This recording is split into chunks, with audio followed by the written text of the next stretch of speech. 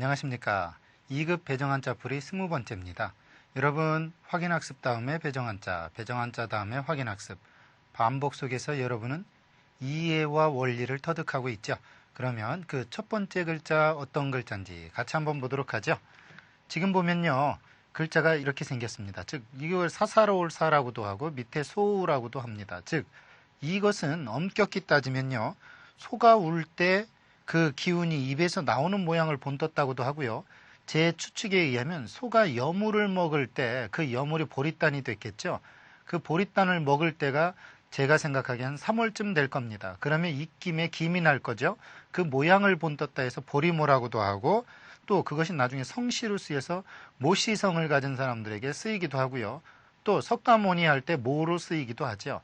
예를 들어서 우리가 모리 그러면 도덕과 의리는 생각하지 않고서 재리만을 꾀하는 사람을 모리라고 그래요. 이래서 무리배자를 써서 모리배라는 말이 생기게 됐죠. 그 다음 모맥, 보리나 또는 밀보리를 모맥이라고 합니다. 이처럼 한자의 어원 속에는요. 우리가 지금 이해하기보다는 당시의 상황 속으로 가보면 틀림없이 글자의 어원이 밝혀질 겁니다. 이 보리모라는 글자도요. 성씨모로 쓰이기도 하지만 당시에 소가 보릿단을 물고 여물을 씹든 먹을 때 나는 기운의 모양을 본땄다 해서 보리모라는 글자가 됐다는 거죠. 그러면 또 다른 글자 하나 보도록 하겠습니다. 어떤 글자가 나올까요? 아무튼 여러분은 배정한자를 이해하십시오. 같이 보도록 하죠. 초도 밑에 창모, 즉 무슨 얘기냐? 풀잎이 창처럼 창끝처럼 난다고 그래서 이건 띠풀을 이야기하고 나중에 이것을 우리는 띠모라고 합니다. 우리 모사 그러면 띠와 모래를 이야기하고요. 모 그러면 띠집을 이야기하죠. 요즘 말로 말하면 띠로 지은 지붕을 이은 집, 소위 말하면 초가집을 모으기라고 한다는 얘기예요. 그러니까 옛날에 언뜬 마당이나 주위에 보면 띠풀이 있었겠죠. 그 띠풀 끝이 뾰족뾰족한 것이 마치 창처럼 생겼다는 얘기입니다. 그래서 풀초 밑에 창모. 그래서 이것을 나중에는 모라는 음가는 그대로 따오고 띠모로 쓰이게 됩니다. 이것이 한자의 형성자의 원리죠. 또 다른 글자 보도록 하겠습니다. 모든 글자는 이처럼 다 설명될 수는 없지만 어원을 올라가 보면 모르는 글자도 틀림없이 이해될 거라는 겁니다. 같이 보도록 하죠. 말씀원 옆에 저물모라고도 하고 말막이라고도 하는 글자, 즉 말의 뜻이 드러나지 않게 또는 남모르게 한다는 데서 이것은 꾀다에서 꾀모자입니다. 물론 성씨 이름자로 많이 쓰이죠. 예를 들어서 김준모 할 때 쓰이는 자입니다. 그런데 원래 꾀모자는 이렇게 쓰지 않고 이렇게 쓰죠. 그 뜻이 같은 경우입니다. 그렇지만 이것은 아무개도 모르게 말하는 꾀를 얘기하는 거고 이것은 드러나지도 않게 남이 말 뜻을 제대로 파악하지 못하도록 하는 꾀를 꾀모라고 하고 이것은 이름시에 이름에 많이 들어가고 이것은 단어에 들어가는 정도로 이해를 한다면 여러분은 저 꾀모자를 제대로 이해하는 겁니다. 즉 꾀는 꾀인데 하나는 단어에 들어가는 꾀고 또 하나는 이름시, 이름에 소위 말하면 이름자에 들어가는 모라는 거죠. 또 다른 글자 보도록 하겠습니다. 이번 글자는 여러분한테 좀 이해하기 어렵겠지만 자세히 한번 보도록 하겠습니다. 벼화 옆에 이게 가는 문체 목이라는 자입니다. 가는 문체가 뭐냐면 글을 잘게 써내려갔는데 자잘하게 썼는데 그 글씨가 굉장히 유려하고 아름다운 것을 가는 문체라고 합니다. 즉 벼가 가는 문체로 쓴 글에 어울린처럼 잘 어우러져서 집 앞에 풍요롭게 널려 있는 겁니다. 그래서 이것은 화목할 목이라고 하는 거죠. 즉 볕단이 집안에 많으면 화목한 건 정한 이치인데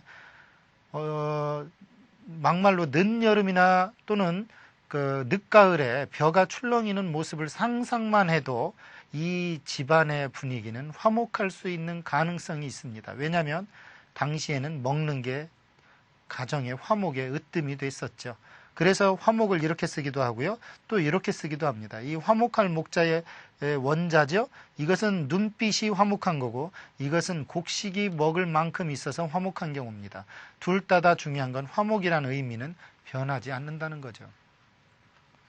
사실 요즘에 화목한다는 건 먹는 거인 문제가 아니고 정신적인 게 많아요. 그런데 당시에는 먹는 게 워낙 급했지요.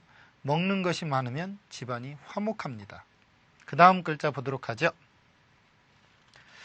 네, 이번 글자는 해일이 들어갔습니다. 같이 한번 볼까요?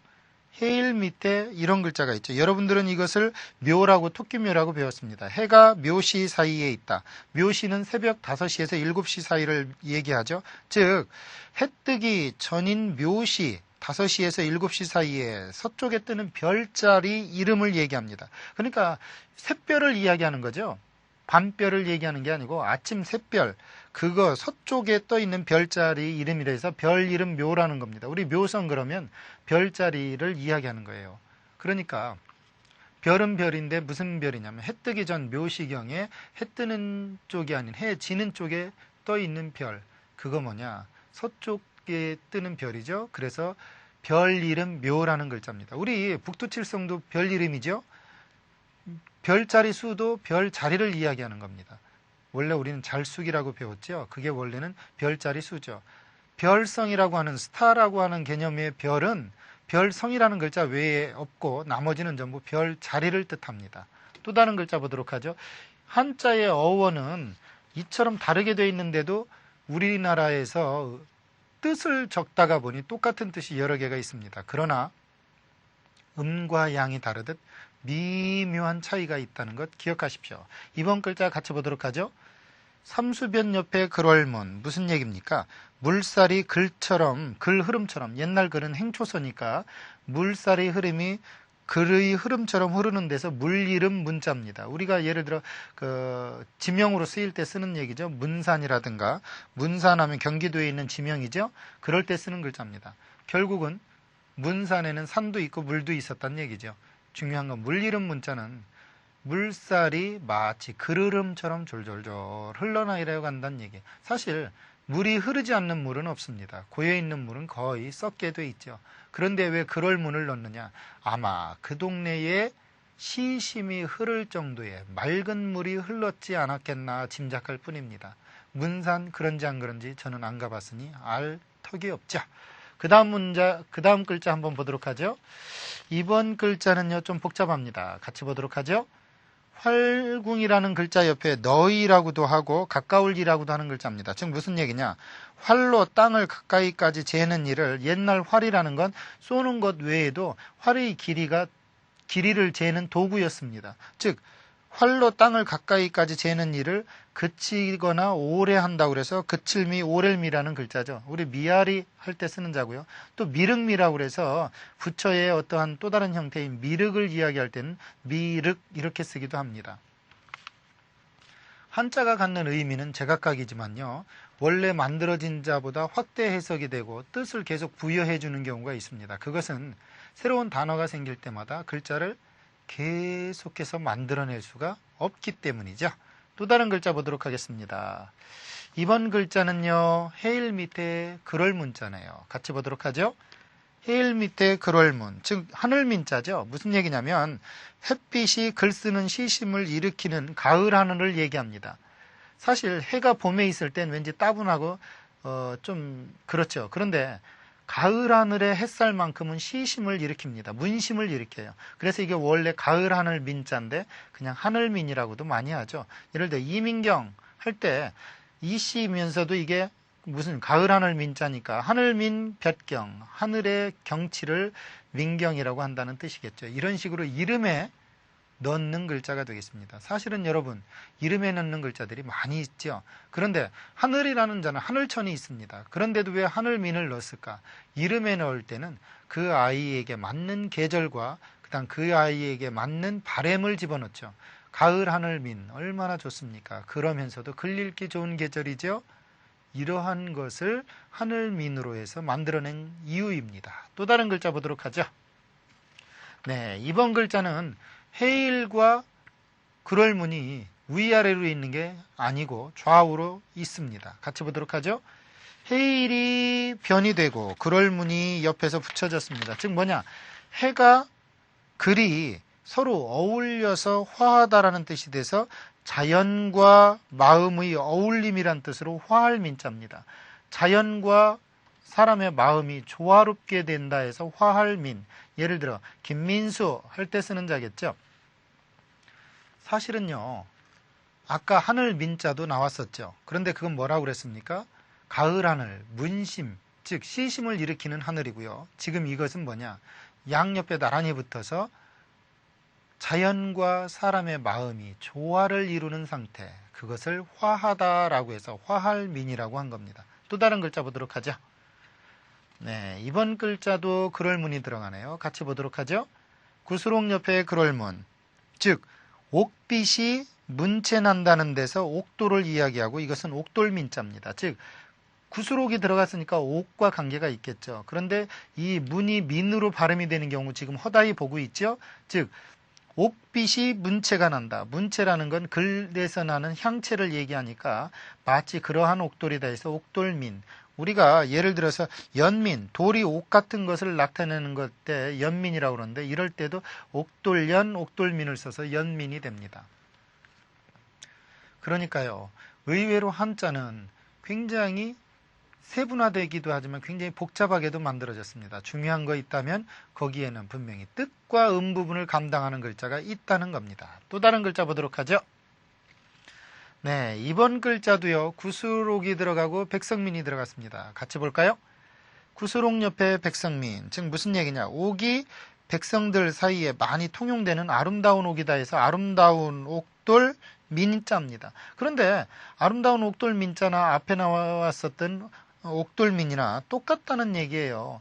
그래서 이렇게 이자와 이자는 같은 자라고 얘기했죠. 즉 구술 중에서 백성들 사이에서 많이 통용되고 사랑을 받았던 그런 옥돌민을 민이라고 그러고 다른 말로 아름다운 옥돌이라고 해서 아름다운 옥돌민이라고도 합니다. 중요한 건 옥돌민자와 같은 글자라는 거죠.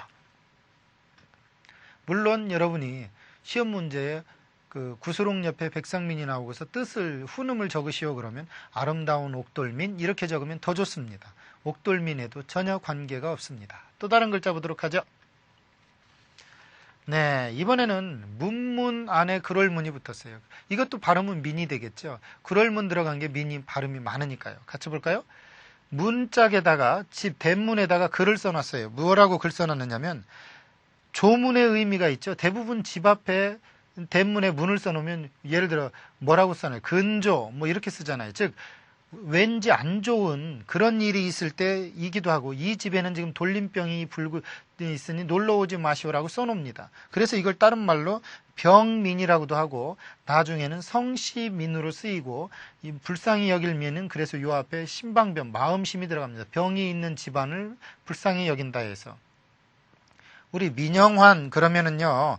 조선조 말의 우국지사죠. 나라를 근심했던 한 선비를 민영환이라고 합니다. 중요한 건 성민으로 쓰이기도 하고 성씨로 쓰였죠. 그러나 어원적으로 돌아보면 집 대문에 조문의 의미든 뭔가 안 좋은 의미든 써놓은 글귀 거기에서 병민이 원래의 첫 출발이었다는 겁니다. 또 다른 글자 보도록 하겠습니다. 이번 글자는 돌과 관계가 있겠네요. 왜냐고요? 돌석이 들었거든요. 같이 보도록 하죠. 돌석 옆에 차례번 무슨 얘기입니까? 자갈이 차례차례로 널려있는 시내라는 데서 반개반입니다. 즉 어떠한 돌이 차례차례 널려있는 지역의 어떠한 그 지명 그걸 반개라고 그랬고 반개반이란 글자가 됐죠. 반개 그러면 조선조 실학자 유형원의 호가 반개입니다. 중요한 건 뭐죠? 반개반은 지명이라는 거예요. 그리고 그 지명에는 틀림없이 자갈이 많았을 거라고 추측할 수가 있습니다. 또 다른 글자 보도록 하죠. 이번 글자도 차례번이 들어갔습니다. 같이 볼까요? 삼수변 옆에 차례번, 즉 무슨 얘기냐? 물이 쌀을 걸러내는 데 쓰였다는 데서 뜨물반이었다가 나중에는 성시반으로 쓰이는 글자입니다. 이게 무슨 얘기예요? 분별해요. 쌀이죠. 쌀의 찌꺼기를 분별하는 거죠. 그것도 채망으로. 이게 원래 차례번인데 이 차례라는 뜻 외에도 쌀의 어떠한 것을 걸러내는 물이라 해서 뜨물반이라고 했다가 나중엔 성반으로 쓰인 경우죠. 우리 반천수 그러면 화가죠. 이럴 때 쓰는 자입니다. 그러니까 원의미는 뜨물반이었는데 나중에는 성시로 쓰이는 경우, 아까 병민이 성시로 쓰이는 경우, 이런 경우죠. 이런 것은 글자에 쓰는 사람들이 그 당시에 그런 쪽으로 좀 많이 치우쳐 있지 않았을까 하는 것을 짐작할 수 있었던 겁니다. 그런 데서 연유한 거죠. 네, 또 다른 글자 보도록 하죠.